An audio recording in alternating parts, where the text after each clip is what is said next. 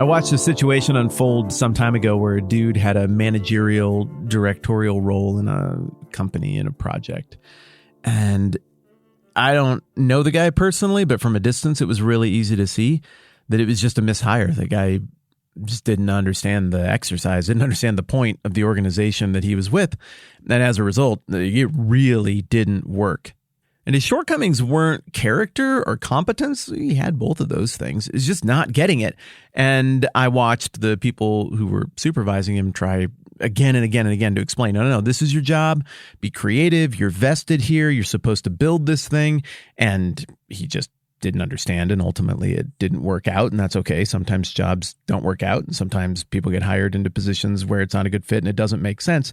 But again, the reason it didn't work out was because of a fundamental not understanding of the orientation, of the purpose, of the point, of the role that this position was supposed to have. Likewise, in Matthew chapter 25, the issue that the master seems to have in the parable of the talents is that the first two guys he invests in, giving them 5 talents and 2 talents respectively, I mean, they at least get it. I don't think I could get 100% return, but they both do. The one gets 5 talents earned on the 5 talents he was vested with. The other gets 2 talents earned on the 2 talents he was trusted with. So, I mean, they did a phenomenal job.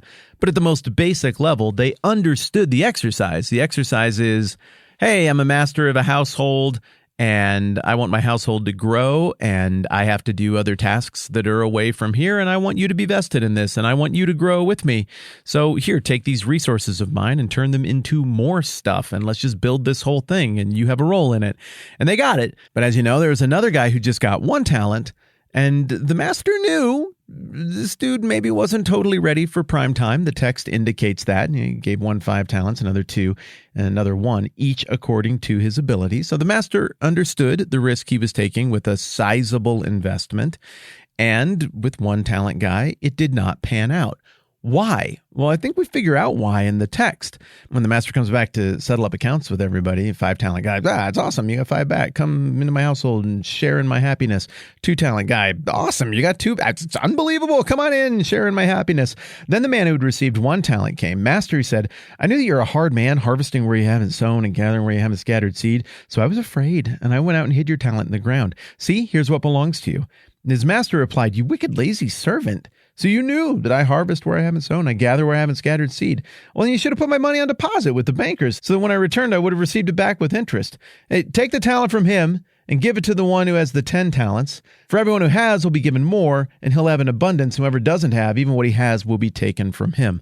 Why is the master outraged? Well, over the last couple of days, we talked about one of those reasons being that the 1 talent guy not only completely failed, but he blamed the master and effectively accused him of being a thief, impugned his character, and held that out as being the reason he failed. I couldn't make any money. I don't know how these other 2 guys did it. I mean, probably lucky, but knowing how you are, I mean, what could I possibly have done? I mean, just look at how things are right now. I had no option here other than to just bury the thing.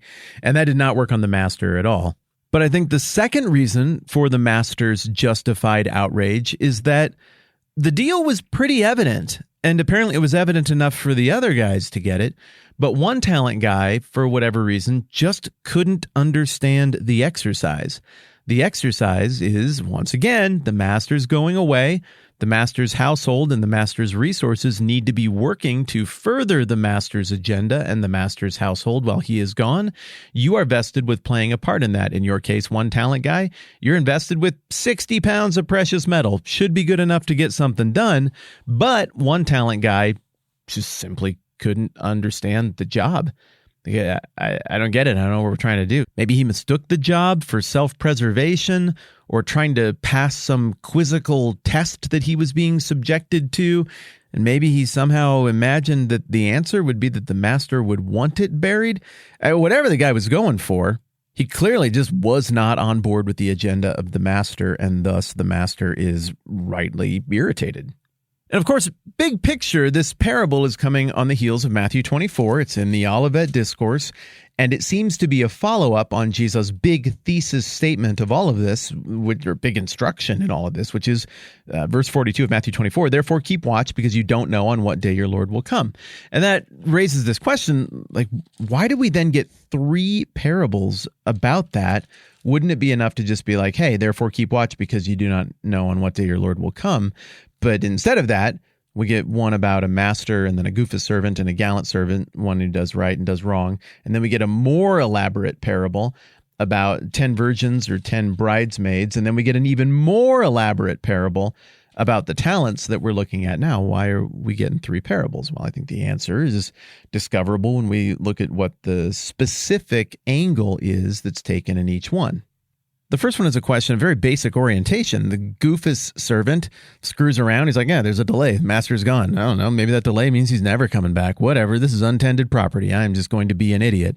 But the gallant servant is like, I think he's coming back. He's got a lot of stuff here. He's been pretty reliable in the past. We should conduct ourselves in such a way that is in keeping with the assumption that he will definitely be back. And, well, when he gets back, the goofus servant looks like an idiot. The gallant servant looks right. So at the most basic level, I suppose the instruction of the first parable would be like, no, this might look untended, but it is tended, and the master is going to return. Proceed accordingly. But then with the 10 virgins, you've got another wrinkle that's added in, because these 10 virgins have to account for 2 different things that theoretically are in tension. They're sitting outside the household where the official wedding ceremony is happening.